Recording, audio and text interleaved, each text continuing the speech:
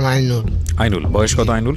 35 হবে। 35-এর মতো বয়স। ওকে, আপনার জন্ম জেলা কোথায়, কোন জেলায় জন্মগ্রহণ করেছেন? নেত্রকোনাতে। এখন থাকছেন হচ্ছে গাজীপুরে? হ্যাঁ জি। ঠিক আছে, বলেন আপনি সিক্রেটসে আসছেন, এবং আমি সিক্রেটসে আসার আরও 2 দিন আগে আপনাকে আমি না করেছিলাম আজকের সিক্রেটসে না আসার জন্য। তার পিছনে কিছু কারণ ছিল, এবং তারপরেও আপনি বলতে চেয়েছেন। আমি কি ভুল বলেছি, মিথ্যা বলেছি? না, তারপরেও আপনি আসতে চেয়েছেন এবং আমি আপনাকে বাধা দিইনি। অন্যতম কিছু কারণ ছিল, এবং আপনি কোনো পরিচয় গোপন না করেই আজকে সেই জিনিসগুলো স্বীকার করতে চান। সেই কারণগুলো কি সেটা আমি অনুষ্ঠানের শেষে গিয়ে বলবো, তার আগে বরং আমি আপনাকে ফ্লোর দিতে চাই। জি, শুরু করুন আপনি। প্রথমে ব্যাকগ্রাউন্ড আমরা থাকবো একেবারে ছোটবেলা থেকে। একবার ছোট থেকে মানে বলি, একবারে ছোট যখন ছিলাম তখন কিন্তু আমরা 2 ভাই 2 বোন। 2 ভাই 2 বোন? হ্যাঁ, 2 ভাই 2 বোন। আচ্ছা। এবং আমরা 2 ভাই ছোট, আর 2 বোন হয়েছে মানে বাইরে থেকে বড়। আচ্ছা, বাবা কি করতো? বাবা কৃষি কাজ করতো। আচ্ছা। তো এমনি তো আমরা আগে থেকে মানে একবারে গরিবই। দিন বাবা কাজ করে আনতো। তো কাজ করে আনার পরে তো কিন্তু মানে ইয়ার পরে তো দেখা গেছে কিন্তু মানে খুবই ভালো গেছে। তখন আমরা 2টা ভাই ছোট, বড় বোন মানে বিয়া দিছে। তো বড় বোনের বিয়া দিছে, আমার বাবা নিজের ইনকাম দিয়ে বিয়া দিছে। কারোর কাছে মানে 10 টাকা হাত পাতে নেই। তো আমাদের গোষ্ঠীর লোকেরা কিন্তু বলছে যে আমরা কিছু তোমার উঠায় দিই। তো আমার বাবা কিন্তু বলছে যে আমি তো এখনো মরি নাই, ঠিক আছে, আচ্ছা, আমি যদি এখন একজনের কাছ থেকে হাত পাইতে যদি আমার মেয়েটারে যদি বিদায় করতে হয়, তাহলে আমার ছেলেদের জন্য ভবিষ্যতে মানে বদনাম থেকে যাবে। এটা হচ্ছে মানে আমার মার মুখে শুনছি আছি। তখন তো আমরা ছুটু, যখন বোনের বিয়ে দেয় তখন আমরা ছুটু। আচ্ছা। তখন ওই গল্পটি কিন্তু আমার মার কাছে শুনি। জি। তো শোনার পরে আমার মায় কিন্তু বেশিরভাগ বাবা যেহেতু সংসার ঠিক মতন চালাইতে পারে নাই, তখন কিন্তু আমার মায়েরে আমার নানার বাড়িতে 15 দিন 20 দিন যায় থাকতো। হ্যাঁ। ওই পাখিতিয়া বাহিরে যায় আমার বাবা মানে বাহিরে যায় কাজ কাম করতো। জি। 15 দিন 20 দিন থেকে বাড়িতে যাইতো। তখন আবার আমার মা আমরা 2 বাইরে নিয়ে বাড়িতে আসছে। ওইভাবে যাওয়ার পরে বেশ মোটামুটি আমি মোটামুটি একটু বড় হয়ে গেলাম। আমার বড় বোনের যে গ্রামে বিয়া দিছি ওই গ্রামে একজন মাস্টার ছিল। জি। ওই মাস্টারের ঘরে আমার বোন জামাই মানে মানে আমার কাজে লাগাই দিছি। আচ্ছা। তার দুধের গাভী ছিল একটা, দেখো তুই মানে এই জায়গা থাক। ওনার ঘরে আমি প্রায় 1-1.5 বছর রয়েছি। মানে ওইটা হচ্ছে পেটের বাতে কোনো বেতন নাই। আচ্ছা, ঠিক আছে, কোনো বেতন নাই। এই গাভীটার জন্য ঘাস কাটা, লেখাপড়া নাই ওই বয়সে আপনাকে? না, তখন তো ছোট থাকতে। আচ্ছা, একেবারেই ছোট। হ্যাঁ, উনি কিন্তু মাস্টার। আচ্ছা। মাস্টার থাকলেও লোকটা মানে খুবই ভালো ছিল। ওনার যে সময় খাইতো তখন কিন্তু আমার ব্যাপারে জিগাইতো যে আইনুল কি খাইছে, জি খাইছে, না গেলে আইনুল আসা। তখন তার সাথে বয়ে খাইতাম। তার সাথে বয়ে খাইতে গেলে কিন্তু দেখা গেছে কি আমি সব কিছু মানে ঠিক পাইছি। তে কাজেই ওইটার জন্যে মাস্টারনের কিছু বলবো না। মাস্টারনে আমার সাথে দুর্ব্যবহার করে নাই, এই দিছে। কিন্তু মাস্টারের সাথে বসতে গেলে ওনার নাম ছিল নুর ইসলাম মাস্টার। জি। ওনার সাথে খাইতে গেলে যেমন মানে ওই তাদের মানে উনি যা খাইছে তাই পাইছি। আচ্ছা, এভাবে বেশ মোটামুটি আমি ভালো একটু ডাঙ্গর হয়ে গেছি। হ্যাঁ, চলাফেরা করার মতন আমি একটু ডাঙ্গর হয়ে গেছি। তখন এই মুহূর্তে আমাদের পাশাপাশি একটা গ্রাম আছে। জি। তো ওই জায়গা আমার বাবা কি হচ্ছে 2000 টাকা দিয়া, আচ্ছা, 8 মাসে 2000 টাকা দিয়া আমার ওই ঘরে দিয়া দিছে। তা আম ঘরে দিকে কিন্তু সারের লড়াইও। সারের লড়াই মানে সারের লড়াই? হ্যাঁ, সারের লড়াই। আচ্ছা। তো ওনার একটা সার আছে, আমি কিন্তু ছোট, অনেক বড় একটা সার। জি। তাই 8 মাসের জন্য মানে 2000 টাকা দিয়ে ওনার ঘরে দিছে। ওই সার পালার জন্য? সার পালার জন্য, লড়াইয়ের সার? হ্যাঁ, লড়াই সার। আচ্ছা। ওনার নাম হয়েছে মানে হোসেন মেম্বার। এই ঘরে 8 মাস থাকার পরে দেয় ওখান দিয়ে গেছে তাদের সন্তানের মতো আমি হয়েছি কি। তার 2টা মেয়ে আছে, নাজমা, পুষ্পা। তো তো ওই দুইটা মেয়ে আমার ছোট, বয়স আমার অনেক অনেক ছোট। হুম তারপরে মনে করেন যে ওনার ঘরে 8 মাস থাকার পরে মানে তার সন্তানের মতনই মানে আমার দেখে যে আমি দিনের বেলা মানে ঘুমাইলে আমার ডাক দিত না, এই ছেলেটা ঘুমাইছে ডাক দিও না। তো ওনারা মামা ডাকতাম আর তার ওয়াইফের মানে মামি ডাকতাম। ওকে। তে এখন 8 মাস থাকার পরে আমারে মানে এইটুকুই ছেলের মতো দেখছে। কিভাবে দেখা গেছে বিছনার তলে কিন্তু উনি সবসময় টাকা রাখতে বারিশের নিচে। তা ওইটা তো আপনারা মানে বুঝবেন না, ডাবা আছে না, ডাবা মানে যে আগেরকার মানুষে মানে হুক্কা দিয়া মানে তামুক খাইতো। তো ওই ডাবা দিয়া মানে মানে তামুক খাইতো। তো আমার তো আইসার একটু তামুক নিয়ে, তা আমি ওইটা ভরে নিয়ে মানে দিতাম। তো উনি খাইতো, কিন্তু উনি ডাক দেওয়ার সঙ্গে সঙ্গে আমিও যাইতাম। ওনার ওয়াইফও আমার খুবই আদর করছে আর মেম্বারও তো আদর করছি। তে আস্তে আস্তে তার ঘরে থাকি মানে কৃষিকাজের যে একটা অভিজ্ঞতা, হাল চাষ, সার বুনানি, ধান সিডানি, ওইটা মোটামুটি তার ঘরে থেকে আমি শিখছি। আচ্ছা। তো শিখার পরে দেখা গেছে কি রাত্রেবেলা আমি কিন্তু ছোট, তখন মনে করেন বয়স হইলো আমার 12-13। ঠিক আছে, আমি ছোট। রাত্রেবেলা সারের লড়াই, এই সার নিয়ে এক জায়গায় সারের লড়াই দেওয়াইতেছে। দেওয়াইতে গেলে তো মানে আমিও গেছি, ওই সারের সামনে দিয়ে দৌড়ে মানে মানে আমি গেছি। তো গেলে আমার তো মনের আনন্দে মানে আমার সার জিতবে। হ্যাঁ, তা মামাও কইছে যে এছাড়া তুই দৌড়ে দৌড়। তো এটা কিন্তু এই সারগুলোটা কিন্তু এই মেম্বারে কিন্তু মানতো না। ঠিক আছে, মেম্বারে মানতো না, সারগুলো মানতো না মানে বুঝলাম না। মানে কেউ সামলাতে পারছে না ওটা। ও আচ্ছা, সামলাইতে পারতো না, সামলাইতে পারতো না। আচ্ছা। হ্যাঁ, এবং কি মামি আম্মা আর আমি হেবিটে যাইলো মানে মানে নিয়ে আইতাছে, আমি যাইলে তো কোনো কথাই না।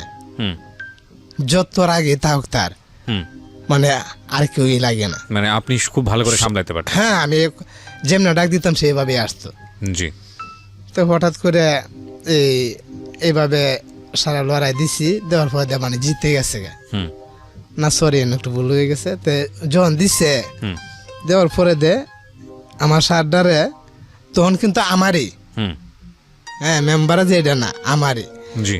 তখন গাড়ির মধ্যে একটা গায়ে দিয়ে দিছে, যে সারে লগে দিছে গায়ে দিয়ে আপনার সারকে।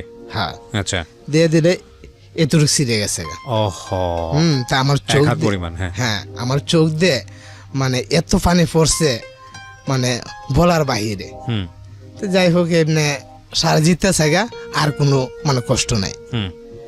তো সার নিয়ে বাড়িতে আসছি। হ্যাঁ, তো প্রায় মেম্বারের প্রায় 10-15 হাজার টাকা খরচ হয়েছে। যে মুহূর্তে 10-15 হাজার টাকা খরচ হয়েছে, এই মুহূর্তে কিন্তু মানে বিশাল একটা ব্যাপার স্যাপার।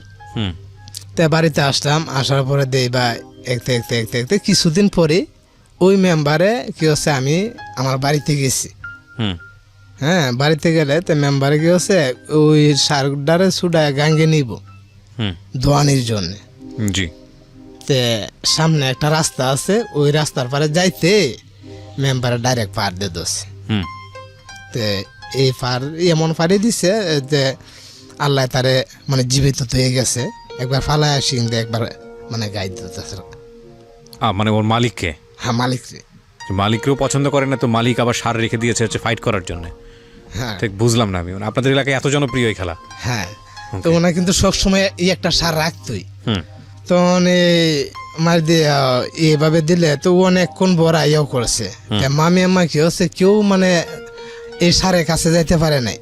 তা মামি আম্মা কি হচ্ছে, দৌড়ে গেছে।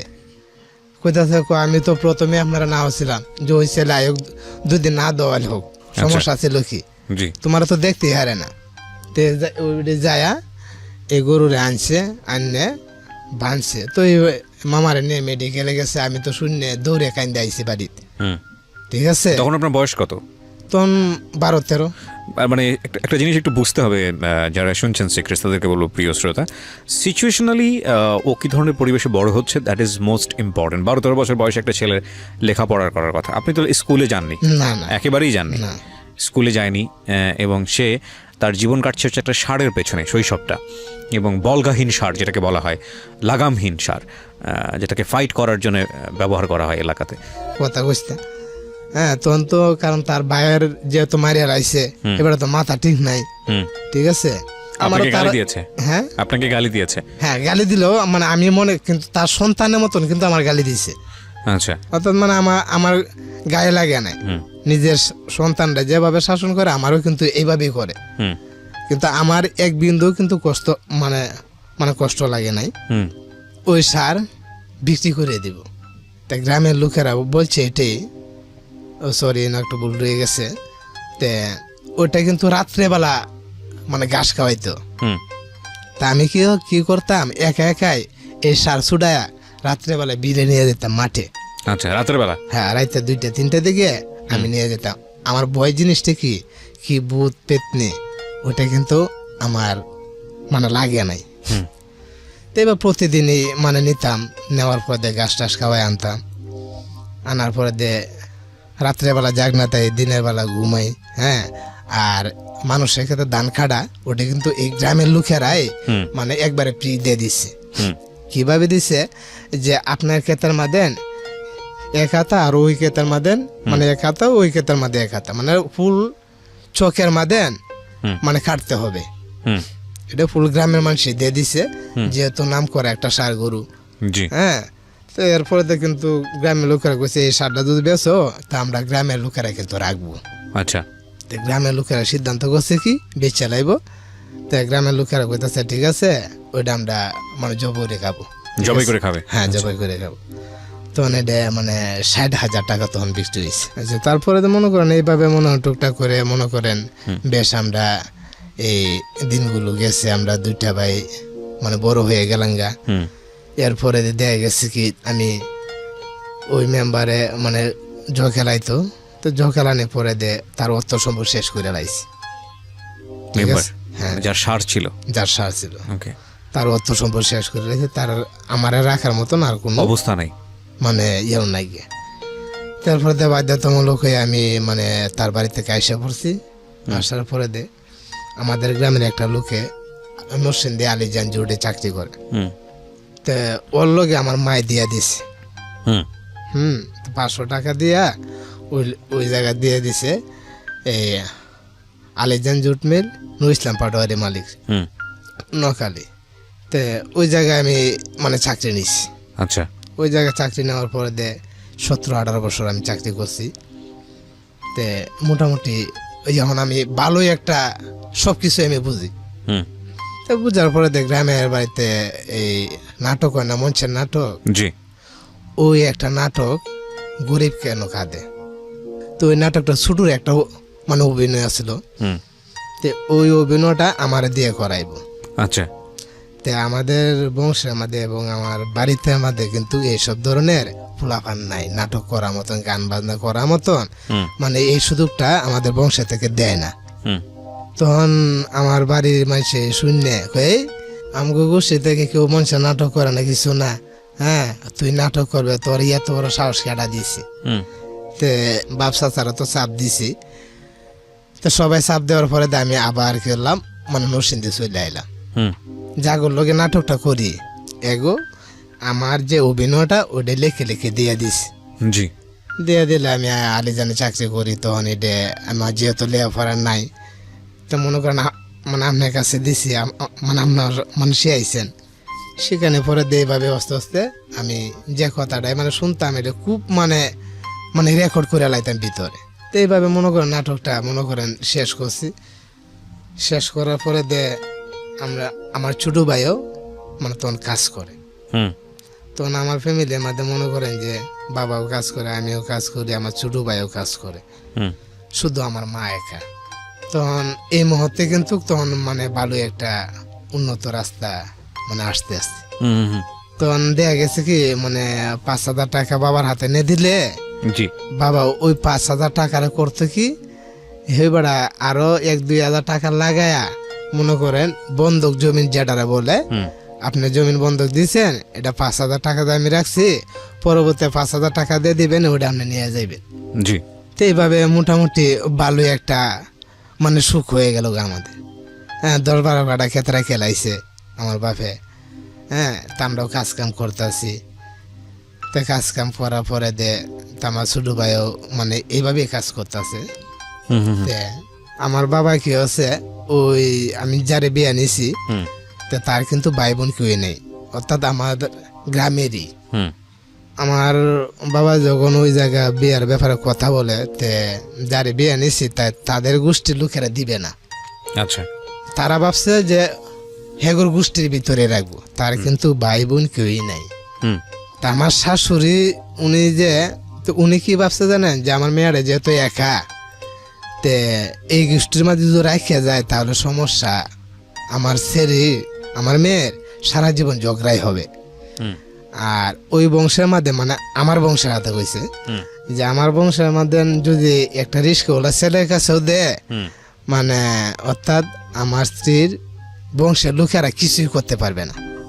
ওকে, তার বায়ানের কাছে গেছে, আমার শাশুড়ির বায়ানের কাছে, যে এই বিষয় চৌধুরী বংশের চেহারাটা খুবই ভালো, তার মাও ভালো আছে, মানে একবারে গরিব তাহলেও মানে লোকজন একেবারেই ভালো।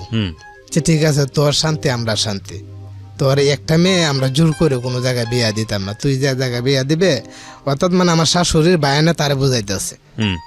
তা আমার মামা শ্বশুর কিন্তু 2জন মাস্টার। তো ওরা ওই কথার বলার পরে আসছে আমাদের বাড়ি। আইসা দেখে তারা পছন্দ হয়েছে না, কারণ যেহেতু আমার মামা শ্বশুর অনেক ধনী, হ্যাঁ, আর আমরা দিনমজুরের লোক। জি। তা আইসা যখন শোনার পরে এই এমনি আমাদের বংশের একটা দাফার, যে এটা তো বেটা তার বোনের যখন বিয়ে দিছে তখন থেকেই জানে। তো এর পরে তো যাচ্ছে, ঠিক আছে সমস্যা নেই। আইসা যখন লোকজনের কাছে জিজ্ঞাসে যে নাই, ওই জায়গায় ওই ছেলের কাছে অমুক ভাই ছেলের কাছে মানে দিতে পারেন, কোনো বই নেই। তখন বিয়ের ব্যাপারটা কিন্তু আমি বুঝলেও তেমন একটা বুঝতাম না। বয়স হয়েছে ঠিকই, জি, বয়স ঠিকই হয়েছে, প্রায় 18-19 হয়েছে গা। আচ্ছা, তেমন আমার একটা ইয়েও লাগতো না। না দিয়ে সত্যই আমার দুলাভাইরা মানে ঠিকঠাক করে লাইছে। তা আমি বলছি যে না, আমি বিয়ে করবো না, আমি আজকে চলে যাইতাছি নরসিংদী। তুই যদি চলে যাস তাহলে যে কথাবার্তা কইছি ওইটা তো আমরা মানে সমস্যা হইব। তে আমার কথা হচ্ছে, আমি মানে ওই জায়গা থেকে এই ঝামেলা পড়বো না, বিয়ে করলে তো ঝামেলা। তো আমি করতেছি, আমি যে বিয়ে করবো আমার তো একটা সমস্যা, আমার 70,000 টাকা দিতে হবে। এটা আমার মানে দুলার সাথে বলছি, অর্থাৎ মানে এটা ভাঙ্গে যাগো, আমার হিসাব হয়েছে এটা। মানে এটা আপনি মনে করেছেন টাকা চাইলে বিয়েটা ভেঙে যাবে? হ্যাঁ, ভাঙ্গে যাবে। তখন বাদে আমার দুলাই কইতাছে 70,000, হ্যাঁ তুই তো 70 লাখ নিতে পারস, সমস্যা নাই, তুই আজকে বিয়ে করবে, কালকে কোরআন লিয়া হ্যাঁ 2টা গাছ কাটি নিয়ে যাবে, তোরা তো বাধা দেওয়ার লোক নাই। আমি বলছি এইসব কিছু আমি বুঝি না, আমার নগদ আমার হাতে দিতে বাদে না ছুটতে পারি না। ওদের লাস্টে আমি কইছি, আমি যে বিয়ে করবো, হ্যাঁ আমি কিন্তু বউ পালতে পারবো না। বউ পালার সামর্থ্য নাই আপনার? হ্যাঁ হ্যাঁ। আচ্ছা। এরপর আমার বাবা কইছে যে ঠিক আছে, হ্যাঁ না হরু, আমি যতদিন আছে কোনো সমস্যা নাই। এরপর দুলাভাইরা মানে রাজি করাই হয়েছে। আচ্ছা ঠিক আছে যান। পরে মঙ্গলবারে না বুধবারে জানি ডেট দিছে, ডেট দিলে আমাদের বিয়া মানে ছোটখাটো করে বিয়েটা হয়ে গেছে। হ্যাঁ, বিয়েটা হয়ে গেছে। তো বিয়েটা ডকুমেন্টটা কিন্তু একবার সীমিত দিছে, আমার মামা শ্বশুরে দিছে। আচ্ছা। যে ডকুমেন্টের টাকা দিয়া বাদ কাপড় দেয় না। হ্যাঁ, এই যার সুখ আছে এমনিতে সুখ আসে। তো এইসব কথা কইয়া তা মামা শ্বশুরে যেটা বলছে এইভাবে ডকুমেন্ট করছে। ওই জায়গাটা থেকে আমি একটা জিনিস যেটা বুঝি সেটা হলো যে আপনার যে ফ্যামিলি অবস্থা ছিল, সেই ফ্যামিলি অবস্থা থেকে আপনি একটা অবস্থা সম্পন্ন পরিবারে বিয়ে করলেন, তাই তো? হ্যাঁ। তো আপনার তো দিন আনে দিন খাওয়ার মতো অবস্থা, তো আপনাকে তারা কি দেখে বিয়ে দিল? আমার বিয়ে তখন আপনি তেমন কোনো ইনকামও করেন না, করেন কি? না না, যে তখন নরসিংদী জানি চাকরি করি, হ্যাঁ কোনো বদনাম নাই, এখনো কিন্তু বদনাম নাই। আচ্ছা, ওই সময়টাতে আপনি চাকরি করতেন? হ্যাঁ, তখন চাকরি করতাম। আচ্ছা। মানে ছোট থেকে যে আমাদের আচরণ ব্যবহার, আমরা ভাই বোনের, আমার বাবার সবার ব্যবহার কিন্তু আমাদের গ্রামের মধ্যে মানে সবার কাছে ভালো লাগে। গরিব থাকলেও এটা কিন্তু কখনো আমার গায়ে বাজে না। আছি এখনো যে আমি গরিব, এখনো কিন্তু গায়ে বাজে না। আচ্ছা আচ্ছা, ওকে, তে ঠিক আছে। আমরা এই 15 দিন পরে আমি আবার আমার নরসিংদী চলে এলাম তারে তুই। আচ্ছা, তো আমার বোঝাইলো আচ্ছা ঠিক আছে তুমি চলে যাও, হুম আবার মানে কিছুদিন পরে আইসো। হুম তাই আমি আইসা 2-3 মাস হয়ে গেছে হুম যাই নাই। তখন আমার দুলাভাই নিয়ে গেছে, নিয়ে যাওয়ার পরে তখন দেখতেছি যে জান্নাত চলার মতন মানে একটু মানে হিমশিম খেলায়। তখন তখন এই মুহূর্তে আমার বাবা মারা গেছে। হুম, না আমার বাবা মারা গেছে তখন আমার প্রথম ছেলে হয়েছে একটা। জি, ছেলেটাও আর প্রায় 13 মাস পরে মারা গেছে। তো আমার বাবা যে মারা গেছে এরকম সিস্টেমে মারা গেছে। তো উনি যখন মারা যায় গর্ভবতী ছিল প্রায় 1 বছর, মানে কোনো কাজ কাম করতে পারে নাই। হুম তো যখন কাজ কাম করতে পারে নাই তো এই মুহূর্তে কিন্তু তার কোনো বাতের কষ্ট দিছি না। তো তার যে ওনার যে মানে খাবার যে একটা জিনিসের মানে কষ্ট, এই জিনিসটা কিন্তু আমি দেই নাই। আচ্ছা, হ্যাঁ আমি ঋণ করে সুদি করে তখন কিন্তু আমি এই জিনিসটা মানে মাথায় রাখছি। হুম চাইল থাকতে চাইল আনতাম, হুম মানে হাট বাজার থাকতে হাট বাজার এনে দিয়ে দিতাম, আমি যে জায়গায় থাকতাম। কিন্তু আমার এখনো সংসারের প্রতি এই নেশাটা কিন্তু মানে রয়ে গেছে। হুম তা আমার ছেলেটা 13 মাস হইতে আমার বাবা মারা যায়। তা আমার মার সাথে কিন্তু কথা বলছে এটি যে আমি তো চলে যাবো, তা আমার ছেলে আমাদের আমি আরেকজন বসায় তুই দিতেছি, অর্থাৎ মানে আমার ছেলেরে হইতেছে। জি, তো এরপরে দিয়ে আমার বাবা মারা গেছে এরকম সিস্টেমে যে 4 সপ্তাহ আগে বলছে যে আমি যেদিনে যে শুক্রবারে চলে যাব। হুম এমনি এমনি 3 সপ্তাহ বলছে। হুম 3 সপ্তাহের মাথা যায় 4 সপ্তাহ শুক্রবারে আসরে আজান পড়ার লগে লগে মানে একবার শেষ নিঃশ্বাস মানে ত্যাগ করে। হুম তখন তো আমি মনে করেন একটু কান্দাকাটি করে আবার আমি সুস্থ হয়েছি। কেন সুস্থ হয়েছি যে তার সময় হয়েছে মানে যাবি। হুম তা আমার কাকা উনি কিন্তু তখন আমার ফ্যামিলি মাদেন আমি হয়েছি বড়, তো ফ্যামিলি গার্জিয়ান তো এখন বর্তমানে আমি। হুম তখন ছোটো ভাইটারে আমি কইছি যে দেখছি বাবা তো মারা গেছে, এখন তো আমরা 2 ভাই, এখন যদি আমরা 2জন যদি ভালোভাবে না চলতে পারি তাহলে তো সমস্যা হয়ে মানে দাঁড়াইব। হুম তোর ভাবি যদি তোরে কোনো কিছু বলে তাহলে তুই আমার কাছে বলিস, আচ্ছা, যাই কিছু কহ, যদি খারাপ কিছু বলে তো তুই আমার কাছে বলিস, এটা বিচার আমি করব। হুম তা না এই ব্যাপারে কোনোদিনও না। আমার ছোট ভাই বলে না হেরা হেরা ভালো একটা মিল আছে।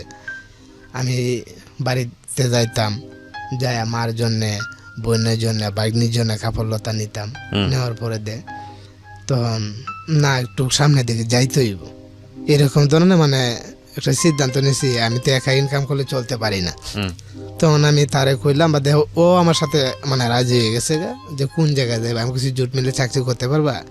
মানে আপনি চাচ্ছেন ওয়াইফ কিছু করুক আপনার সঙ্গে, ওয়াইফ কিছুটা কাজ কাজ না করে না সঙ্গে- সেই বলছে আমার আচ্ছা, যে সেও তোমার সাথে আমার নিয়ে যাও। আচ্ছা, তারপরে আমি কইছি তুমি কি জুট মিলে চাকরি করতে পারবা, নাইট করতে হবে। হুম দেখো আমি আমি চাই না যে তুমি চাকরি করো, হুম যে আমার মতো একটা ছেলে যদি আমার ওয়াইফের না চাকরি দেওয়া লাগে এটা সম্ভব না। হুম। দেখো দেখো সমস্যা কি, কোনো সমস্যা না, আম্মা আছে না, আম্মারে নিয়ে যাবো গা, বাবুরে দেখবো। হুম তা আমি কইছি নাইট করতে হবে, 1 সপ্তাহ নাইট 1 সপ্তাহ মানে দিনে। হুম বা দেখো যাচ্ছি কোনো সমস্যা নেই। তখন তারে নিয়ে মনে করেন ওই কেরানীগঞ্জে গেলাম। আচ্ছা, কেরানীগঞ্জে রিলায়েন্সে গেছি, সারোয়ার হাজির মালিক। তো ওটা আমাদের 1 বছর চাকরি করি। তো 1 বছর চাকরি করে আমার ছেলেও আল্লাহ দিলে ভালো। তা আমরা মনে করেন যে ভালো একটা সুখের দিন যাইতেছে। বছরের শেষে বাড়ি যেতাম, 6 মাস পরে বাড়ি যাইতাম, ভালো একটা আনন্দ লাগতেছে, মোটামুটি ভাবে হাতে টাকাও থাকে। হুম যাওয়ার পরে তে আমি একটা মেয়েরে নিছি, একটা না 2টা মেয়েরে। বাড়িতে যাওয়ার পরে ওই 2টা মেয়ে আমি মেয়েটির নাম বলবো না। তো ওই মেয়েটি নিয়েছেন মানে কি কি জন্য নিয়েছেন? তার মা বাবা দিয়ে দিছে যে বাইরে বাবা রে তুই আমার ওই 2টা মেয়েরে তোর সাথে নিয়ে চাকরি দিয়ে ও দিস। আচ্ছা আচ্ছা, হুম তখন আপনি ঢাকাতে? হ্যাঁ আচ্ছা, আপনার ওয়াইফ তখন ঢাকাতে? হ্যাঁ ডাকাতি, দুজনেই ঢাকাতে? হ্যাঁ দুজনে ডাকা। তখন আমি কইলাম আচ্ছা ঠিক আছে যে মেয়েদের দেখায়েন। তো মেয়েদের দেখছি মেয়েদের উঁচা লম্বা আছে, হ্যাঁ চাকরি করতে পারবো। ওরে নিয়ে আমি ঢাকায় চলে আইছি। হুম। যাওয়ার পরে দে যা চাকরি দিছি, চাকরি দেওয়ার পরে দে ওরা চাকরি করতেছে, হুম। আমি আমার মতো চাকরি করতেছি। তো রুম দিছি, তো অনেক ধরনের বাজে ধরনের কথা তাদের মানে শুনতেছি। তো শুনতে যাচ্ছি, এবার এরপরে আমি বলছি আজকে রে আমি তো তোদেরকে আনছি, তো এই ব্যাপারে আমি তো শুনতেছি, তো ওই জিনিসটা কিন্তু ভালো না, আচ্ছা। ওই জিনিসটা ভালো না। তো এটা কিন্তু মানে আমি যদি মানে দেখতে পাই তাহলে কিন্তু আমি জব করে গাঙ্গে বাসায় দিম। ওইটি কিন্তু ওই মেয়ে দুইটা মেয়েরই বলছি। হুম। বলার পরে দিয়ে বলতেছে যে না ভাই এই কথাটা আরেকজনের কাছে শুনছি, আচ্ছা। বাজে ধরনের কথা আমি আরেকজনের কাছে শুনছি। তো শোনার পরে দে তা আমি রাগে গেছি বাসায় যায় ওই মেয়ের আমি একটা মানে থাপড় মারছি। দুইজন থাকতো না আপনার এখানে? দুইটা মেয়ে থাকতো হ্যাঁ একসাথে? হ্যাঁ। আপনার বাসায় থাকতো? না না, আমার বাসা পাশে, আচ্ছা, ওরা আলাদা বাসায় থাকতো? আলাদা বাসা। আচ্ছা। তে ওই বাসায় যায় আমি ওই মেয়েটারে আমি মানে থাপড় মারছি। থাপড় মারলে ওই মেয়ে কি হচ্ছে আমার লগে লগে থাপড় মারছে, ঠিক আছে। তো ওই থাপড় ঢাকায় কিন্তু আমি চটকোনা ঢাকায় আমি ধীরে ধীরে চলে আসছি। চলে আসার পরে দিদি মাথাটা মানে পৃথিবীতে ঘুরতেছে, ভালোর জন্য গেলাম। তো কারো আমি তোরে সাইজ করতেছি, এই যে জীবন আমার প্রথমের মানে খারাপ পর্যায়ে যাওয়া। তখন আরেকদিন বলতেছি যে প্রথমে আমি তোরে মানে বুক করবো, আল্লাহ করবে কল আমার মানে এটা আপনি বলেছেন? হ্যাঁ। এই আমার ধরনের চিন্তা তো আপনার মাথায় ছিল না? না না। আচ্ছা, তো এই মেয়ে দুটো আপনার এখানে আশ্রয় ছিল কাজ করার জন্য, জি। তো এই ধরনের চিন্তা আপনার মাথায় আসলো কি করে? আসলো ঘটনা হয়েছে আমি এইসব ধরনের কথা শুনতেছি, হ্যাঁ। এরপরে আমি মেয়েটার একটা থাপড় মারলাম ভালোর জন্যে, সে ফিরা উল্টা থাপড় মারলো আমার একটা। আচ্ছা, এটার জন্য আপনার জেদ চেপে গিয়েছে? হ্যাঁ। তো পরে দে ভাইয়া করলে বিশ্বাস করবেন না, আমি রাত্রে 1টার পরে দে তার রুমে অনেক ক্যাপাসিটির বিনিময়ে গিয়ে ঢুকছি। তা আমি যেভাবে ঢুকছি মানে কেউ সাহসই পাইবে না। দরজা কিন্তু সেও খুলে নাই, একটা আংটা দিয়া আমি দরজার মাঝের ফিকটারে খুলে দিয়ে তারপরে গিয়ে ঢুকছি। তো ঢুকার পরে দে তার সাথে অনেক পার্সাপার্সির পরে দে সে কিছুতেই না জবল হইব। জবল হওয়ার পরে দে দুই বোন ছিল না একসাথে ওইখানে একই রুমে? দুই বোন ছিল, এক বোনের নাইট করে আরেক বোনের দিনের শিফট। ও, দুই শিফটে পড়ছে, মানে পাক শাক করে খাওয়ার জন্য সুবিধা তাদের। তার মানে একজন ছিল রুমে? হ্যাঁ হ্যাঁ। তখন তো ওই মুহূর্তে যদি ও চিৎকার দিত তাহলে কিন্তু আমার পরিস্থিতি একটা ভয়ানক হইতো। এই মুহূর্তে কিন্তু অনেক 1-1.5 ঘন্টা পার্সাপার্সি পরে দো কিন্তু সে তার এই শ্বাস নিঃশ্বাসটাও মানে জোর করে ফালায় নাই। হ্যাঁ, মানে তারও শরীর গামে আছে গে, আমারও শরীর গামে আছে গে। তাই আমার ফলে কিন্তু জোর করে তো কোনোদিন যে কয় না একটা কিছু আদায় করা যায় না, এর ফলে কিন্তু একটা মানে মোটামুটি ভাবে হয়ে গেছে। তো হয়ে যায় আপনি মানে আলটিমেটলি মেয়েটাকে রেপ করেছেন? হ্যাঁ করেছি। তো এরপরে দেওয়া যায় ও কি হচ্ছে চুপ করে মানে একটা চিকার মারিয়ে বাদে ও কি হচ্ছে মানে বসে রয়েছে। হ্যাঁ, কাপড় টাপড় যেমনি পরে রয়েছে এমনি রয়েছে। সম্পর্কে কি হতেন আপনি মেয়েটার? হ্যাঁ, সম্পর্কে কি হতেন আপনার সম্পর্কে গ্রামে? বলতে গেলে আমাদের গ্রামের না, অন্য গ্রামের। আপনি তখন বিবাহিত, আপনার বাচ্চা হ্যাঁ, আছে? তখন আমি আমার একটা ছেলে। তখন এই মুহূর্তে আমি এটা করা হতে ও কি হচ্ছে চুপ করে ওরা তো সবাই ভালো জানতো আপনাকে, মানে পরিবারের সবাই তো বিশ্বাস করতো, নইলে তার পরিবারের সবাই বলতে গেলে এই এলাকার সবাই কিন্তু আমার খুবই ভালো জানে, এখনো ভালো জানে। এখনো ভালো জানে, এখনো ভালো জানে যে আমি যে কিরকম ধরনের একটা ছেলে। ঠিক আছে, আমরা মেয়েটার পরিচয় অবশ্যই এখানে রিভিল করব না, কোনোভাবেই করব না। আপনার জীবনের ফল্টগুলোই আমরা হাইলাইট করতে চাই। হ্যাঁ, তারপরে ওটার করার পরে আপনার ছেলের বয়স তখন কত? তখন আমার ছেলের বয়স 2.5 বছর। ওকে, তারপর তখন কি হচ্ছে জামা কাপড়ও পরছে, পরলে পরের দিন সকালে দেখি মানে তুম ধরে বসে রয়েছে, কেউর সাথে কথা বলে না। তে কথা বলে না, আমার সাথে কথা বলে না, আর আমিও তার সাথে কথা কই না। হ্যাঁ, ও কেউর সাথে কথা কয় না। কেউর সাথে যখন কথা কয় না তা আমিও কথা কই না। তখন আমার বাড়ি হলে মানে জিগাইতেছে, মানে অর্থাৎ আমার বাচ্চার মা জিগাইতেছে যে কিরে তুই কথা কস না, তোর নাক মুখ দেওয়া যা মানে ফুললে রয়েছে, ব্যাপার কি তোর কি হয়েছে কস না। তা আমরা ও যখন জিজ্ঞানি পরে দে তে মানে কিছু কয় না, হ্যাঁ চোখের পানি ফালাইতেছে, শুধু খালি চোখের পানি ফালাইতেছে, তো কিছু কয় না। তো ওর ছোট বোনের কাছে বলছে কিনা জানি না, তে ছোট বোনটাও দেখছি পরের দিন সকালে মানে তার চোখে পানি। আচ্ছা থাকলে তা আমি আর কোনো কথাই কই না, হ্যাঁ আর কোনো কথা কই না। না খাওয়ার পরে এক সপ্তাহ, হ্যাঁ 7 দিন পরে আমার ছেলেটা দোকান থেকে একটা বিস্কিট নিয়ে মানে রুট পার হইয়া বাসায় আইতেছিল। তখন একটা পুন্ডার চেংরা বয়সের একটা ছেলে, 2টা ছেলে, মানে এই ঘটনার 1 সপ্তাহ পরের ঘটনা। 1 সপ্তাহ পরে তখন পুন্ডা যে স্পিডে ছাড়ছে, ছাড়ার পরে মানে যারা দেখছে তো পুন্ডারটা ছাড়ার পরে ছেলেটা, আমার ছেলেটা পুন্ডার সাইডে পড়েছে।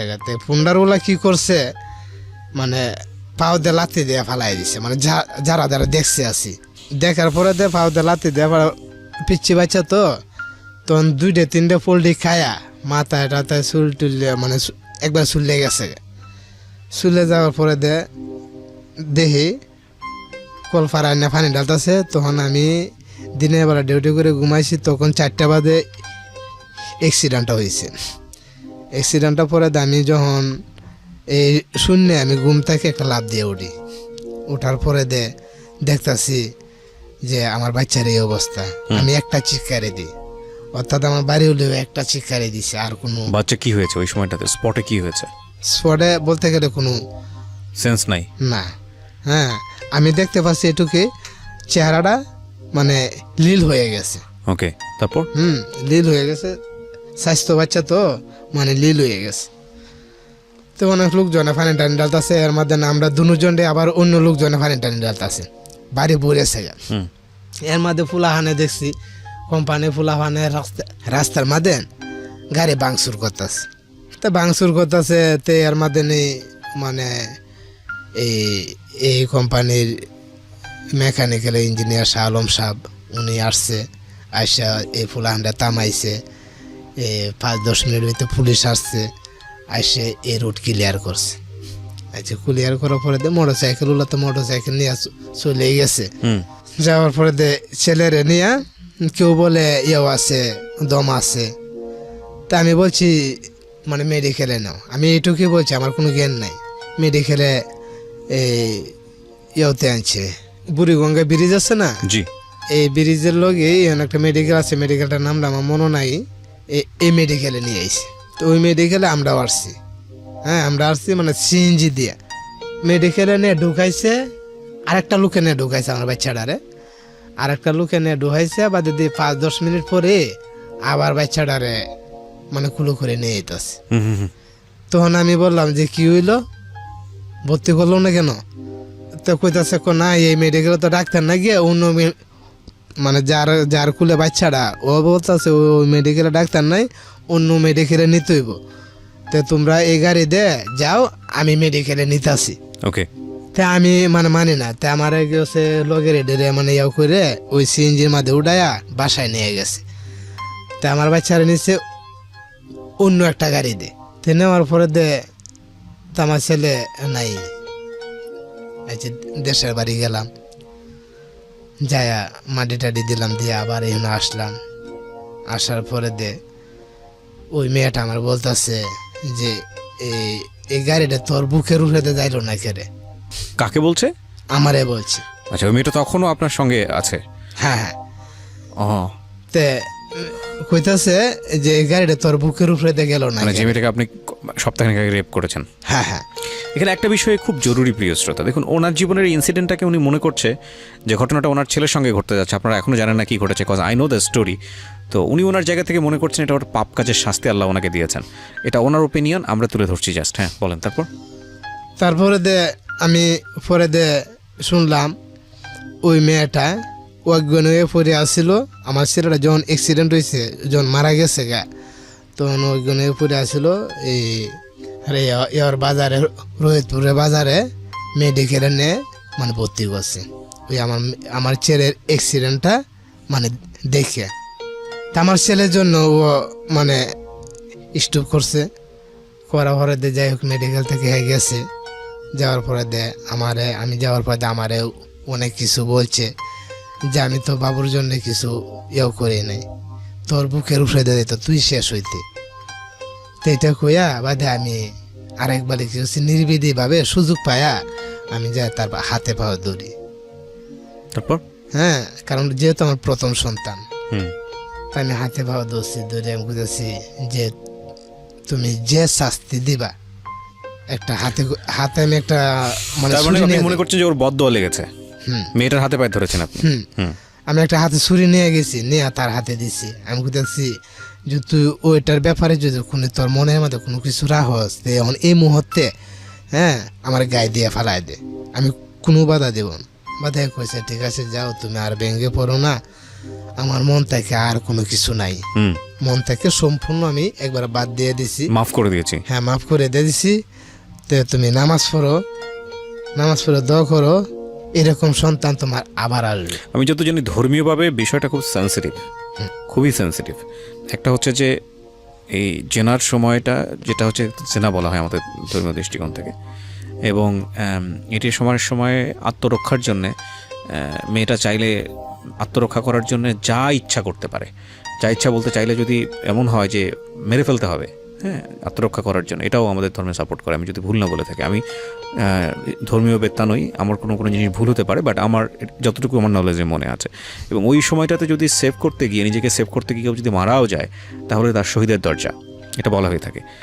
তো আমি জানি না মাফ করার কোনো বিধান আছে কিনা। মাফ করা তো আল্লাহ তো বলেছে মানুষকে মাফ করে দেওয়ার জন্য। তবে আপনি মাফ চেয়েছিলেন তার কাছে মূলত আপনার সন্তান 1 সপ্তাহের মধ্যে অ্যাক্সিডেন্ট হয়ে মারা যাওয়ার কারণে। দেখুন, এই পুরো বিষয়গুলোই না আপেক্ষিক বিষয়। আমরা আমাদের রেডিও অনুষ্ঠানের জায়গাটা থেকে আমরা বলতে পারি না যে আপনি অপরাধ করেছেন সুতরাং আল্লাহ আপনাকে এই শাস্তি দিয়েছে, এটা বলার কোনো সুযোগ নাই। কিন্তু আপনার ফিলিংসের জায়গাগুলো এরকম, সেই জায়গাটা থেকে আমরা বিষয়টাকে উপস্থাপন করছি। ওকে, বলেন তারপর। তারপরে দে না ও দেখছি এখন আমার সাথে কথা টথা বলে, বলা হলো আমার বাড়ি হলে কিন্তু এখনো পর্যন্ত জানে নাই, সে আর আমি জানি। এই আজকে প্রথম জানলো, আজকে এই যে এই মুহূর্তে বলতেছি। তা এই ঘটনা আমি এখনো কেউর কাছে বলি নাই। যাই হোক, আমরা কাজ কাম করতে আসছি, ওই মেয়েও দেখছি আমার রুমে থেকে তরকারি নে আমার রুমে দেওয়া যায়। তো দিয়ে যাওয়ার পরে দে ওই যে বড় মেয়েটা আবার মানে গর্বে আসে। তো অর্থাৎ আমার ফ্যামিলি লোকের, আমার বোন সকলরা, বইনানরা, বোন জামাইরা, তে আমার ওয়াইফারে কিন্তু অনেক কিছু বলছে গেলে এডি তুই রাগ কর, তোর কারণে আমার বাইফুত গেল, হ্যাঁ তুই যারা কস এডিও, হ্যাঁ এটা কিন্তু আমি জানতাছি যে ওর কারণে তো কোনো কিছু হয়েছে না, হয়েছে তো আমার কারণে। এরপরে দে আবার যখন হ্যাঁ সন্তান হবে, তখন আমার ফ্যামিলির সবাই, আমার মা, বোন সকল, বায়ন সবাই আবার খুশি। বাদে ওই আমার বড়টা মেয়ে হয়েছে, ওই মেয়েটা ওর পরে দে তখন আমার বোনে কইতাছে আচ্ছা ঠিক আছে, আমার ভাইয়ের ছেলেটা নিয়ে গেছিল গা, আর একটা ছেলে দিত, একটা ছেলে দিয়ে তারপরে একটা মেয়ে দিত। তা আমার ভাইয়ের মনটা তো মানে উঠবে না। তারপরে দে ও কিছুদিন চাকরি করে করবো না, বাড়ি যাইবো গা, নাইট করা ভালো লাগে না। তা আমি কইছি আচ্ছা ঠিক আছে, নাইট করা যদি ভালো না লাগে তা তুমি যাও গা, বাড়িতে যাও গা, আমি একা একা মানে কাজ করতে তাই, সমস্যা কি? এরপরে তো তোমার আম্মা আছে, আমার আর সমস্যা কি? হ্যাঁ আচ্ছা যাও। তা আমার শাশুড়ি, আমার বাড়িতে আর একটা শাশি আছে, আমার মা, আমাদের গ্রামের মধ্যে 3টা মহিলা, এমনিদের লোকজনে বসলে কিন্তু বলে যে কোন কোন ব্যক্তিরে কেমন। তো এরা কিন্তু কিছু কিছু সমাজে আমাদের অনেক লোকজনে কিন্তু কথাটি বলে যে এই আমরা গ্রামের মধ্যে মহিলাদের মাঝে ওই 3টা মহিলার মতন কোনো মহিলা নাই। আচ্ছা, হ্যাঁ আমরা গ্রামে আমার এই সম্পর্কেও এই শাশিও, উনি এখনো বর্তমানে জীবিত আছে, আমার মাও আছে, আর আমার শাশুড়ি তো নাই। তারপরে এই এগো হইছে এত একটা ভালো একটা ব্যক্তি, তারপরে আমি আমার শাশুড়ির কাছে আমার ওয়াইফেরা রাখিয়ে আমি মানে চাকরি করি আবার কেরানীগঞ্জে থেকে চাকরি করে ভালো লাগে না, মানে পুষে না। এই টাকা দিয়ে মানে সংসার চলে না। 1-1.5 টাকা বেতন পাই, 1.5 টাকা পাই, 1400 টাকা পাই, এই 1000 টাকা জায়গা ম্যাচ খরচ আর পকেট খরচ নিয়ে মানে সপ্তাহে বীজ মানে যেটা বলে আছি জায়গা। তারপরে আমি কি করব, চাকরি ছাড়িয়ে দিছি। ছাড়িয়ে দিয়া তো একটা ওসি আসছিল, তো ওসিডে মারা গেছে। এই ওসিডে বর্তমানে তার জিঞ্জিরা বাসা আছে। ওনার চাকরিটা করছে, মূলত চাকরিটা করছে আমার মামা শ্বশুরের অবদান নিয়ে। মানে অর্থাৎ আমার মামা শ্বশুরের এই ঘরে থেকে লেখাপড়া করে তার টাকা পয়সা নিয়ে মানে মানে চাকরি রয়েছে। তো ওর পরে দে উনি কিন্তু আমারে 50,000 টাকা দিছিল। জানুল, তুই একটা কাজ কর, যে তোর মামারে তো আমি কিছু দিতে পারলাম না, তোর শাশুড়ির হাতে ভাত খায়া আমি এতটুকু লেখাপড়া করে আজকে এই পর্যন্ত আমি আসছি। যে তোর মামারে আমি এখনো কিছু দিতে পারি না। আমি একটা শখ করে চাইছিলাম একটা মোবাইল, তোর মামা শ্বশুর এখন নিশ্চয়ই আছে গা, এখনো সে আমার কাছে কিছু চায় না। যদি আমার কাছে এখন বর্তমানে চাইতো, যা চাইতো আমি তাই দিতাম। যদি সে এখন বর্তমানে 50 লাখ চা, আমি তাকে দিতে বাধ্য। ওকে, এটা মানে আমার সাথে মানে বলতাছে। বাদে আমি বলতেছি শিক্ষিত মানুষ তো, যাকে সাহায্য করছে তার কাছ থেকে সে এখন দুর্বল হলেও মানে নিতে চায় না। বাদে আমার কইতাছে যে এ লাখি তো বাড়িত, মানে এমনভাবে কথা বলতেছে বুঝা যেমন 5-6 মাস লাগে তার সাথে মানে কথাবার্তা বলতেছি। তো ঠিক আছে, ও লাখি তো বাড়িত, তো উতুলাও তো বাড়িত, অর্থাৎ মানে আমার শাশুড়ির নাম উতুলা। তো উতুলাও তো বাড়িত, তে তোর মামারা কিছু কি দিছিলাম? হ্যাঁ, কিছুদিন আগে 50-60 টাকা দিছিল। ওই টাকাটা আমার শাশুড়ি হাতে আছে, জায়গা জমি রাখছে। তো কই একটা কাজ কর, তুই তো ভালো এই লেখাপড়া না থাকলেও তোর ভালো একটা ইয়েও আছে, তো ধর এই 50,000 টাকা দিয়ে নিয়ে তুই ব্যবসা বাণিজ্য করে মানে চল। বাদ আমি কিছু এই টাকাটা নেই নাই। তখন কিন্তু মানে ফোনও ছিল না, আমার হাতে ছিল না। তখন আমার বাচ্চা আমার লগে আমি কথাবার্তা যখন আমি বলার পরে দে, তখন সে বলতেছে যে না না, এই কাজটা কোন মানে জীবনেও করো না, কারণ আমার মামা কিন্তু নিশ্চয়ই আছে গা। এরপরে তো তার কাছ থেকে 1 টাকাও মানে সাহায্য চায় না। তুমি যদি এটা করো, বলবো কি তার বাইক নিয়ে জামাই, তুমি এটা করিও না। তো হঠাৎ করে কি হচ্ছে, একদিন কি হচ্ছে, আমার বাড়িতে গেছে, এই লাখির কোন জায়গায় বিয়ে দিছে, কোন গ্রামে, অমুক গ্রামে, এই গ্রামে বিয়ে দিছে, কার গোষ্ঠী, অমুক গোষ্ঠী, এবার নাম কইতে কইতে একবার আমার বাড়িতে গেছে গা। তোর মামির সঙ্গে চাকরি হতো, বাড়িতে গেছে গেলে গা। তো সেইভাবে মনে করেন এই মুহূর্তে হের কাছে 50,000 টাকা দিয়ে আইছি। দিয়ে এলে ওই 50,000 টাকা আমি রাখছি। তো রাখার পরে আমি এটা আমার শাশুড়ির টাকাটা দিয়া প্রায় 1-1.5 লক্ষ টাকা দিয়া আমি মোটামুটি কিভাবে একটা ব্যবসা শুরু করছি। মনে করেন আপনি দোকানে মাল আনতে গেছেন, আপনার 20,000 টাকার দরকার। তখন আমি মনে করেন যে 20,000 টাকা দিছি, যে আমার কবে দিবে, তোর 1 সপ্তাহ পরে দেন, হ্যাঁ তোর 1,000 টাকা দিব। আমি আচ্ছা ঠিক আছে। তো এইভাবে মনে করেন আদান প্রদান করতে করতে করতে করতে মোটামুটি ভালো একটা আমার ক্যাশ হয়েছে, 4-5 লক্ষ টাকা, মানে 4-5 লক্ষ টাকা একটা ক্যাশ হয়েছে। 4-5 লক্ষ? হ্যাঁ। My goodness. ওকে, তারপর? তারপরে আমার শ্বশুরের বাড়ির লোকই একটা জমিন ছিল, এটা সে মানে 1 কাঠা, মানে আমরা কিন্তু 10 ডিসিমে কাঠা বলি, 10 শতাংশ কিন্তু কাঠা বলি। তো ওই 1 কাঠা জায়গা আমার শ্বশুরে বিক্রি করে থয়ে গেছিল। তো বিক্রি করে থয়ে যাওয়ার পরে তো ওইটা কি হচ্ছে, মানে আবার যে লোকে কিনছে ওই লোকে বিক্রি করে দিবে।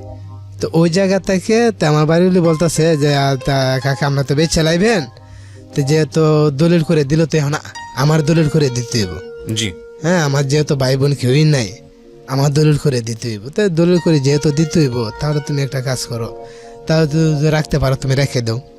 বাদে কোথায় ঠিক আছে কাকা, আমার বাবা তো 14,000 না কত হাজার টাকা দিয়ে বেচছিল, তো এখন তার সেই গানটা গাইলে তো চলবে না। হ্যাঁ, তো এখন আপনি কয় টাকা দিবেন? তখন কইতাছে তোর কাছে আমি কিছু বলবো না, আমি যদি তোর কাছ থেকে দলিল করে আরেকজনকে দিই তাও 20,000 টাকা লাগবো, আর তুইও যদি আর কেন কিনো আছে 20,000 টাকা লাগবো দলিলের, তো এটা মাইনাস করে তুই মানে নিয়ে জায়গা বাদে এরকম করতে 1.5 লক্ষ টাকা দিয়ে দিস। তো বাদে কইছে 1.5 লক্ষ টাকা তুমি তো এই কাটায় বেচছো, এই কাটা যদি বেচো তাহলে আমি 1 লক্ষ টাকা দিব।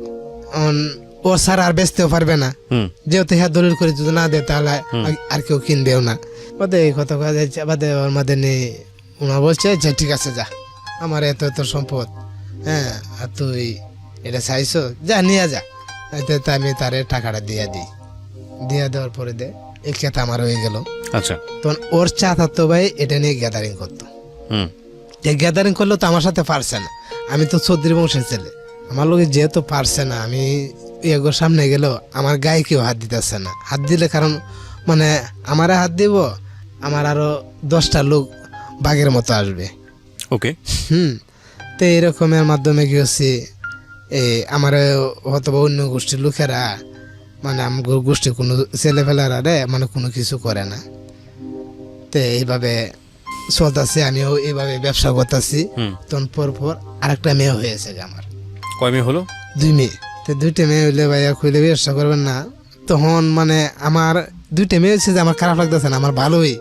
কারণ দেন যে জায়গার মধ্যে মনে করেন আমি 1/2 কেজি তেল আনতে পারি নাই, সেই জায়গার মধ্যে 5 কেজি তেল আনি, 5 কেজি মানে আঙ্গুর ফল আনি, আপেল আনি। হ্যাঁ, এইভাবে হাট বাজারে মানে আমার ইনকাম হইতেছে ভালো, প্রায় প্রতি মাসে 20-30 হাজার টাকা ইনকাম। যে ইনকামটা কিভাবে হইতেছে এর সামনে আসতেছে। জি, মেয়েটা হইলে এই তখন আমার বোন সকলে আবার আমার মা যে আরে আমার ছেলে তো আর শক্তি পাবে না। হ্যাঁ, 2টা মেয়ে হয়েছে গা।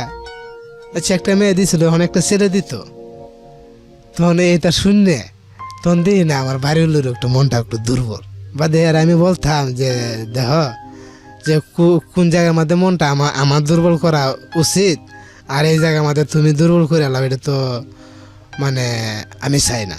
ঠিক আছে, এটা কি তুমি বানাইছো না আমি বানাইছি? আল্লাহ বানাইছি। তো একটা কথা কি জানো, ছেলে হোক মেয়ে হোক, মেয়ে হইলো যদি মানুষের মতো মানুষ করা যায়, মেয়ে হইলো খারাপ না। তো দিয়ে এই কথাটা শুনলে তারও একটু মনটা উঠছে। আর আমার বোন সকলটা আমি কইতাম দূর, তোমরা এই ব্যাপারে কিছু কই না, আমার মন খারাপ হয় না তো তোমরা মন খারাপ হয়। আরে আমার বড় বোনের আমি এটা কইতাম, হ্যাঁ গোর কথা হ্যাঁ গো কয়, আমি হ্যাঁ কইতাম যে তুমি এটা নিয়ে কোনো টেনশন করো না, কেউ কিছু কইতে থাকে, আমি যদি তোমার কিছু না কই তাহলে সেটা একটা কথা। তখন আমার ঘরে ফ্রিজ ডিস মানে সব কিছু মানে উড়াইছি কিভাবে, আমার গ্রামের থেকে এই শহরে যেতে 20 টাকা ভাড়া, রিক্সা ভাড়া মানে 2 জন গেলে মানে 20 টাকা লাগে। ওই 20 টাকা দিয়ে যায় মানে পুরসভার ভিতরে। তখন আমি এই জায়গায় বাসায় নিয়েছি, গ্রাম থেকে বাইরে এসেছি। হ্যাঁ, বাড়ি করতে আছি আমি, মাঝে মাঝে একদিন না দিন যাই, কারণ ফুলা হান্ডে মানুষ করলে ওই জায়গা থাকতে হবে। এরকম ধরনের মানে দুজন একটা ধারণা নিছি নিয়ে ওই জায়গায় থেকে। তাছাড়া আমি যেহেতু মানে ব্যবসাও করি, তা আমার ওই জায়গা থাকতে হবে। আমার ওয়াইফের নামে একটু দুর্নীতি রেকর্ড হইতেছে। কিরকম দুর্নীতি রেকর্ড বলতে গেলে এটি, ও কিন্তু এরকম মানে যে আপনি কে কোন জায়গার মানে একদিন যদি কথা বলে মানে হাসছে মানে রাখে না। ঠিক আছে, তো এইভাবে হ্যাঁ কথাবার্তা বললে তখন আমার বাড়ির লোকেরা, অন্য লোকেরা তো আপনার সামনে ওরে কিছু করতে পারে নাই, বলতেও পারে নাই। আমার গোষ্ঠীর ভিতরে বাড়ির লোকেরা এরা বলছে যে তোর বউ খারাপ হেন তেন। হ্যাঁ, আপনি কোনো প্রমাণ পাননি? না না না, আমি কোনো প্রমাণই পাই না।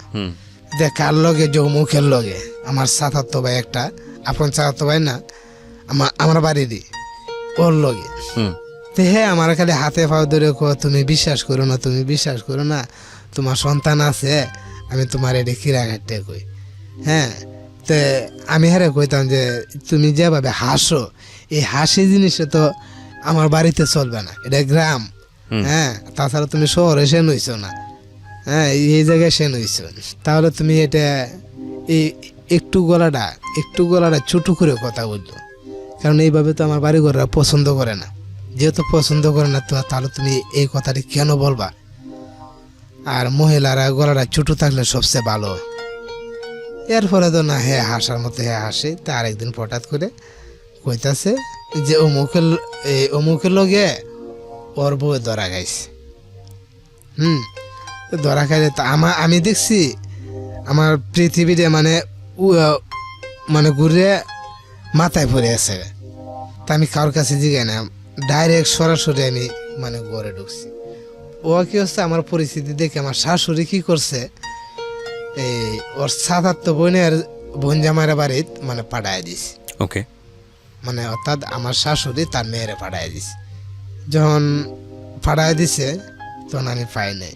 আমি ঘর থেকে একটা ছুরি নিছি, গরু জব করা একটা মানে ছুরি নিছি। ছুরি নিয়ে আমি কইছি যে ওটা জব করে ফেলাই দিব। পরের দিন দেখি ও দুলাভাই দেখছি মানে নিয়ে আইতাছে। তে আমি আমার ফুসকুনি পারে, আমরা ফুসকুনি পারে আমি যখন দাঁড়ায় রয়েছি তখন তারা দেখে আমি আবার আমার ঘরে গেছি গে। যেহেতু তার দুলাভাই নিয়ে আইতাছে আমি আমার ঘরে গেছি, গেলে আমি কিছু কই নাই। না কইলে তা আমি বলতেছি যে আমি কিন্তু ওরে জব করে ফেলাই দিব। ওকে, তে মানে শাশুড়িকে বলছেন? হ্যাঁ, শাশুড়ি কি আমি মানে আমার ঘর থেকে বাইরে হইয়া আমি চিৎকার ফারিয়ে কইতাছি। ধরা খাইছে বলতে কিসে ধরা খেয়েছেন? ধরা গাইছে বলতে গেলে এই আমার সাহায্য বাইর লগে, অর্থাৎ কিন্তু না কিসে, সেটা কি কাজটা কি ছিল? কাজটা মানে অবৈধ কাজ আছে।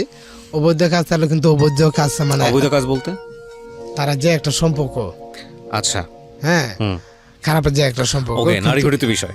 যাই হোক, তারপর তে এই সম্পর্কটা কিন্তু হয় নাই। বাদে পরে যে জিনিসটা আমি বুঝলাম, ওরা দাঁড়ায় কিন্তু গল্প করছিল, তো একটা ছুরি বানাইছি, ওটাই আমি মারিলাম আমার শাশুড়িকে। এবার শাশুড়িকে মারার জন্য ছুরিটা বানিয়েছেন আপনি? হ্যাঁ হ্যাঁ, আমার শাশুড়ি মারার জন্য আমি বানাইছি। হ্যাঁ, কারণ এই মুহূর্তে তো আমার ওয়াইফ নাই, ঠিক আছে? আপনার ওয়াইফ না থাকার পিছনেই আপনার শাশুড়ির ভূমিকা, আপনি এটাই বলতে চাচ্ছেন? হ্যাঁ হ্যাঁ। ওকে, তখন একবারও মানে ইয়াও আসে না। তখন আমি একটা মাস মানে চিন্তা করি আর সিগারেট টানি, চিন্তা করি আর সিগারেট টানি। চা খাই রাইতে 2-3টা বাজে, বাড়ির সামনে আইসা বসি, সিগারেট টানি। আর বাচ্চা আছে তো বাচ্চা তার নানির কাছে আছে, তার নানি নিয়ে শুয়ে থাকে। হ্যাঁ, তখন আমি মানে অনেকটা ইয়েও হয়ে যাই প্রতিদিন মানে কোনো কাজ। তখন আমার ঘোষণা একটাই যে আমি মাইরা লাগবো। চুরিটা আমি নিয়ে সন্ধ্যার সময় বাইরে, কেউ দেখে না। আবার বাজার থেকে বাইরে যে একটা গাছের গোড়া মাঝে রাখিয়ে দিতাম, কারণ বাজারের ভিতরে ধরে তো একজন বন্ধু বান্ধব মানে সাবদে ধরে এলো তখন টার ফায়া লাগব।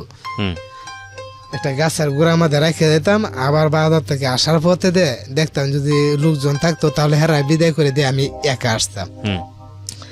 তখন এই ছুরিটা আমি নিয়ে আসতাম, বাড়ির সামনে দিয়ে বসা সিগারেট বিড়ি খাইতাম আর চিন্তা করতাম আমি না মারিয়ে ফেলবো, যা কপালে যায় আছে,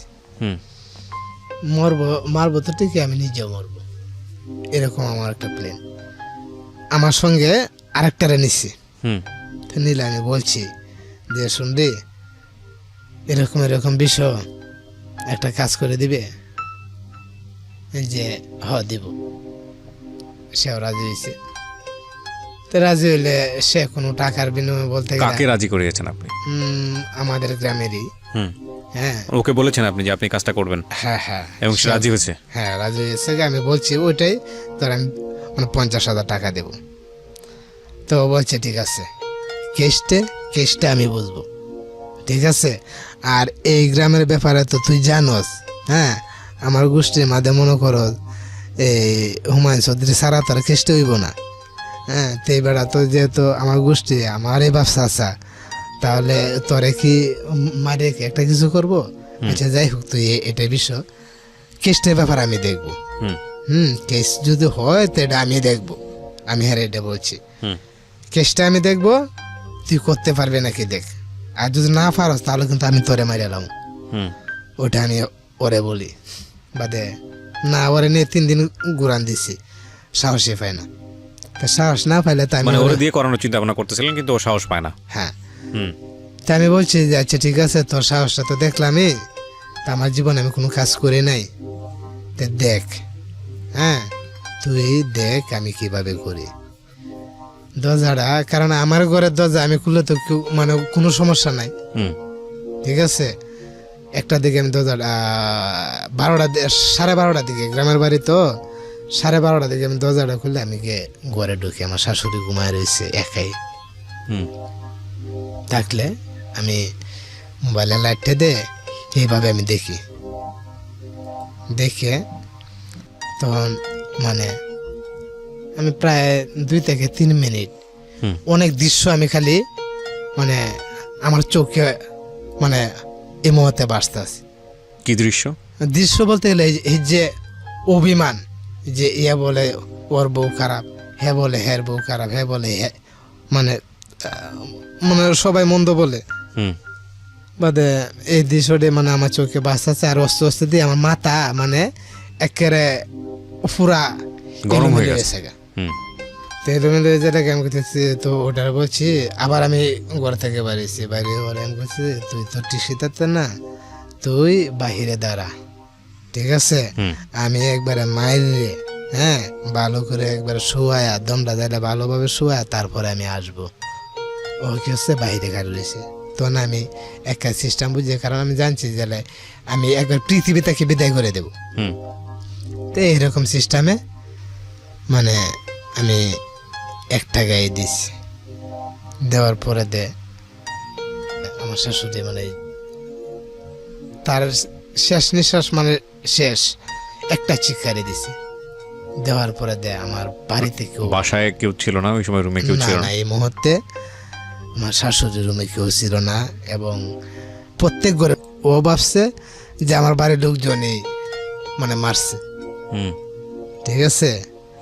যে ওরা মিললে সবাই মিললে মারছে, ওগোর সাথে দ্বন্দ্ব আছে তার, মানে পুলিশের কাছে বলছে, মানে সবার কাছে বলছে, থানার যাও এ কথাই বলে।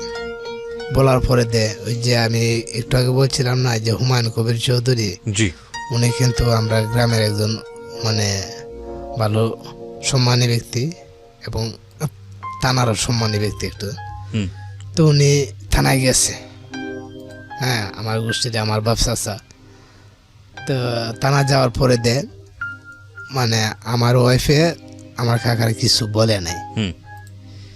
তো এইবার আবার কিছু যেহেতু বলছে না, এবার আবার কিছু ইয়েও করে নাই। তো একটুখান দাঁড়ায় থেকে মানে আমগোর দিকে ছায়া আবার থানা থেকে বাইরে গেছে গা। হ্যাঁ, তো ওমান কাকে কিন্তু থানা আমাদের বেশি কিন্তু যায় না।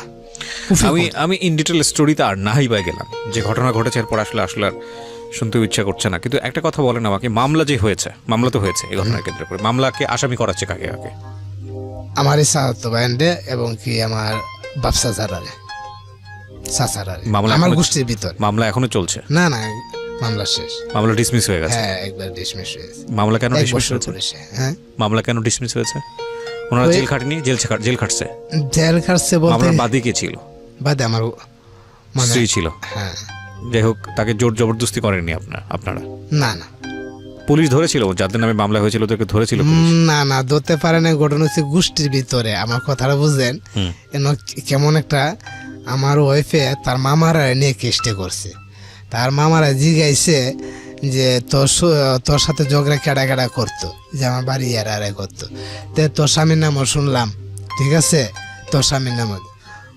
ঠিক আছে মামা, ওর নামটা আমি পরে দেব, ওর সাজা ওর যদি একটা কিছু করতো আমি করব, ঠিক আছে। তবে আমি এর ব্যবসা ছাড়া আমি একটারও ছাড়ছি না। তে 7 জনের নামে আসামি করছে। 7 জনের নামে যেহেতু আসামি করছে, তা আমি তো চৌধুরী সাহেবের কাছে গেছি না। ঠিক আছে, আমি স্টোরিতেও নাই বা গেলাম। আমি শুধু একটা কথা আপনাকে জিজ্ঞেস করি, সেটা হচ্ছে আজকে আপনি কেন এই লাখ লাখ মানুষের সামনে এই সত্যটা বলতে গেলেন? আপনার ওয়াইফও তো শুনতে পারে এই গল্পটা, আপনার 2টো মেয়ে আছে আপনি যেটা বলছিলেন, আমি জানি তারাও একসময় বড় হবে, তাদের পরিচয়েও এই জিনিসটা সমস্যা হতে পারে যে আপনার বাবা স্বীকার করেছে সে একজন খুনি। যত অপরাধী থাকুক আপনার দৃষ্টিকোণ থেকে, আপনার শাশুড়ির ক্ষেত্রে আপনি ঠান্ডা মাথায় জিনিসটা করেছেন, যেহেতু আপনি হুটহাট রাগ করে করেননি, আপনার স্বীকারোক্তি অনুযায়ী সেটাই বোঝা যায়। কেন করলেন? আর আপনার শাশুড়ির মৃত্যুর এতদিন পরে আপনি আজকে নিজের ইচ্ছায় স্বেচ্ছায় এসে আপনি এই জিনিসটা স্বীকার করছেন? প্রায় 6 বছর পরে আসলাম। 6 বছর পরে কেন আসলেন? 6 কিংবা বেশি হয়ে যায়, প্রায় 8 বছর পরে কেন আসলেন? কেন স্বীকার করলেন বিষয়? আসলাম। মানুষে অনেকেই মৃত্যুর আগে দে অনেক কিছু মানে বলে, তে আমিও কিন্তু কি এখন আপনাদের এই অনুষ্ঠান আমি কিন্তু অনেকে এই অনুষ্ঠানটা শুনে কিন্তু আমি মোটামুটি ভালোই আছি, আমরা কিন্তু আমি আরো অনেক আগে খারাপ হয়ে যেতাম। সত্য কথা দাদা, আমি যখন অনুষ্ঠানটা শুনে মধ্যে মধ্যে কিন্তু আমার চোখের পানি অনেক আসে। তখন আমি মানে একটা জিনিস চিন্তা করি যে ভালো পথে, কারণ আমি নিজেও চললে আমি এই রাস্তাটি পাইছি যে ভালো পথে চলতে যায় কিন্তু আসলে সুখ হয়, খারাপ পথে চলতে যায় মানে সুখ হয় না। তা আপনি যে কাজটা করছেন এটা আপনাকে কষ্ট দেয় না? হ্যাঁ, তো অবশ্যই কষ্ট দিতেছে। কষ্ট না করলে আজকে আমি রাস্তায় কেন, রাস্তায় রাস্তায় আমি থাকি। আজকে আমি আমার সন্তানের মানে একটা খাতা কিনে দিতে পারি না প্রকৃত, মানে এখন আমি যেরকম একটা ব্রিজের মধ্যে পড়ছি, হ্যাঁ, এখন মন চায় যে আমি পৃথিবীটা একবার ধ্বংস করে লাই, আমি তো থাকবই না, হ্যাঁ, একবার ধ্বংস করে দিই, এরকম একটা মাধ্যমে আমি মনে পড়ছি। সেটা কি? সেটা হচ্ছে মনে করেন যে আমার শ্বশুর কিন্তু মুক্তিযোদ্ধা ছিলেন, আগে যে কমান্ডার ছিল, আগে না অনেকদিন আগে থেকে।